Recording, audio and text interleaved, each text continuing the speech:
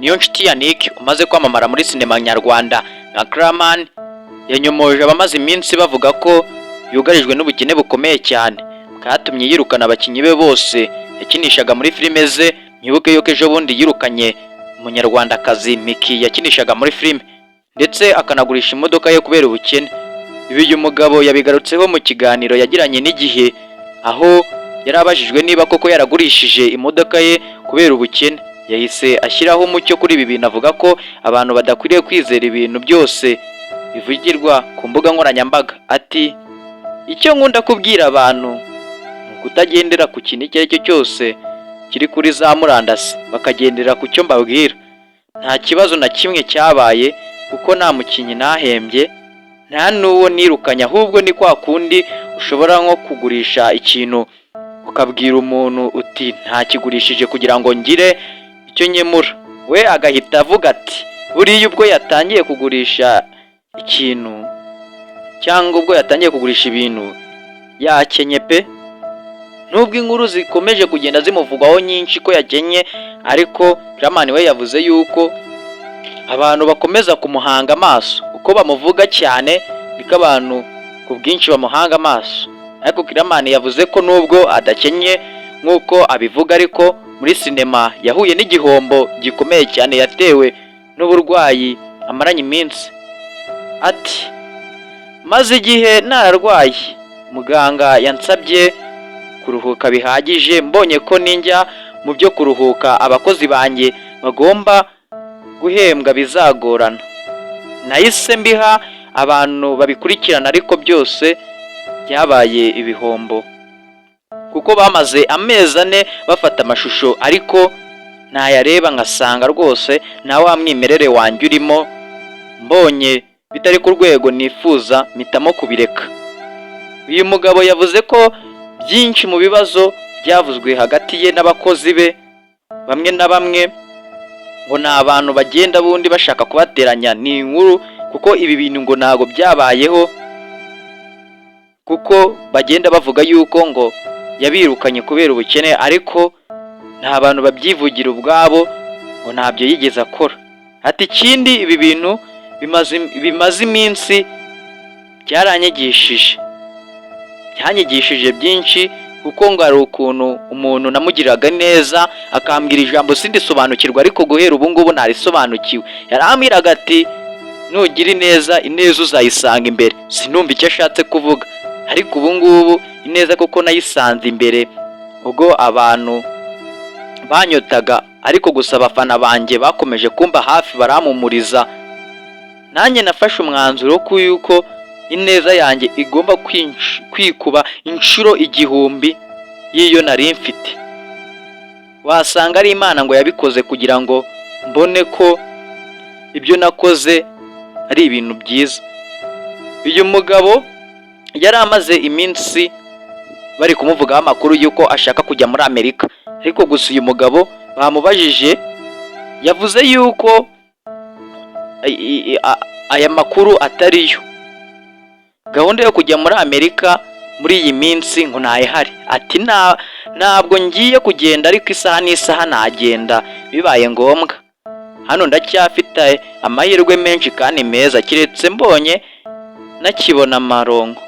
Mu gihe rero ahari nta kindi njya gukorayo, ikindi mfite umuryango hano, nzakorera igihugu cyanjye. Ubwo se nk'abo bana bose mba ndi gukoresha si hari byinshi mba nabarinze nko kujya mu biyobyabwenge n'ibindi ibyo ari byo byose?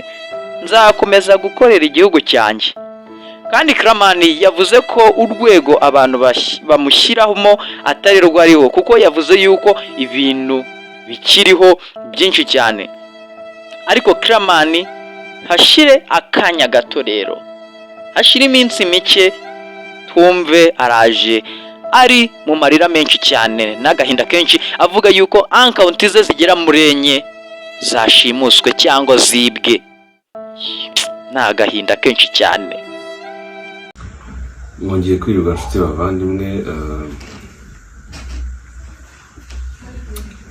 buza naho nahera mbibabwira, gusa icyo nababwira ni kimwe. nuko nyine urugamba tugomba kurutsinda nyine uko byagenda kose. Tabizi nyine mwanzi n'umwe ni Satani ari gushaka kungerageza kandi ngomba kumutsinda. So navuze byinshi rero ibindi zaba bibabwira ngira ngo n'ubu tuvugana channel zanjye bazibye. Channel zanjye bazihakinze zose uko ari enye. Gusa turi kubikurikirana nyine bambwiye ko disikirama ari kumfasha, bambwiye ko ushaka gufata iminsi 5.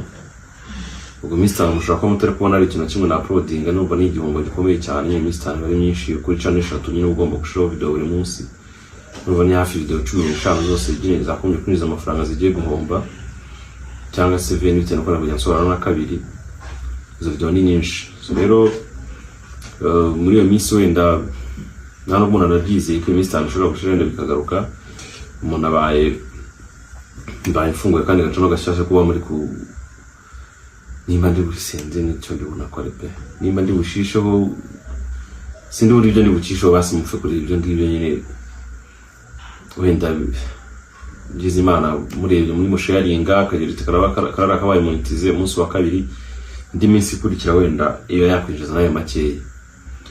Gusa no gusenga pe, no gusenga mu nsengero nyine ndi mu bitoroshye. Ari abantu nago kunyoroheye ari na shitani mwese nyine muri kunyataka, ariko nyine ndabizi ko ngomba gutsinda nyine to. So rero urumbuze ukuri umwanzi wanjye bundetse pe, bundetse bike baze ndware na shitani buzabugaruka nyuma. Hatari mukore subscribe kuri kano gacano. Kuzindi channel zanjye rero nacyo muri bwongere kubona aho kiretse nyine byongera gusubira ku murongo zose uko arenye zagiye nta nimwe igihari. Rero kuri subscribe hanga musharinga wenda abantu babibone ejo bashibushaho utundi video tw'iminsi n'inga wenda gize Imana yabamonetiza mu munsi umwe, indi minsi ikaba igahorana n'iminsi y'ukwezi ikaba yakwinjiza amafaranga basi. Murakoze. Ngaka gahinda ka Kramani. Kandi koko ni ibintu bibabaje kuko yaramaze kugira account enye, urumva yaramaze kuzamuka cyane nkuko amaze kubisobanura mu kanya. Ubwo rero hari hashize akanya yaravuye ahangaha kuri iki kinyamakuru Igihe. N'ubu ngubu rero aka kanya yaje gutangaza yuko account ze enye zibwe kandi yitabaje na RIB kimufashe gushakisha abantu baba barashimuse account ze. Kramani muri no minsi yararimo arereka abantu ubuzima babayeho n'umugore we Shemusa, ubwo bari mu bukene bukomeye cyane, baba mu nzu mbi cyane, byaba na ngombwa bakaburara bakanabwirirwa, ariko kuri ubu ngubu nta bakire. Ariko muri no minsi Kramani ahuye n'ibyago byinshi cyane, aho bamubujije gukora iyo filime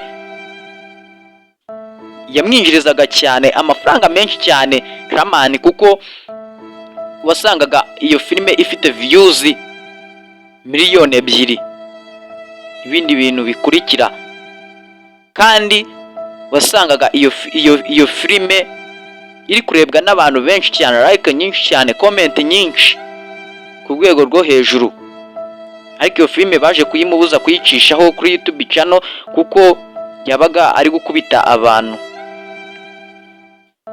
Iyi filime rero bikaba yarahagaritswe, none na n'ubu ngubu yibwe account ze zose.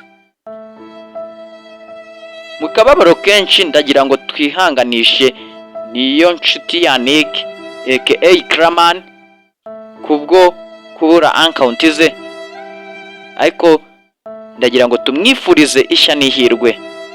We twabanye muri iki kiganiro ndagira ngo mushimire ni Joshua TV. Ndagira ngo niba ari ubwa mbere waba ugeze kuri runo rubuga rwanjye, ndagira ngo ukande kukazogira bakunze kwita subscribe niba urusanzweho. Ibi byose ni wowe mbikesha, ndagira ngo ukande kubi comment, like na share kugira ngo dukomezanye neza, kandi izindi nkuru ziraje ni mukanya. Ciao ciao.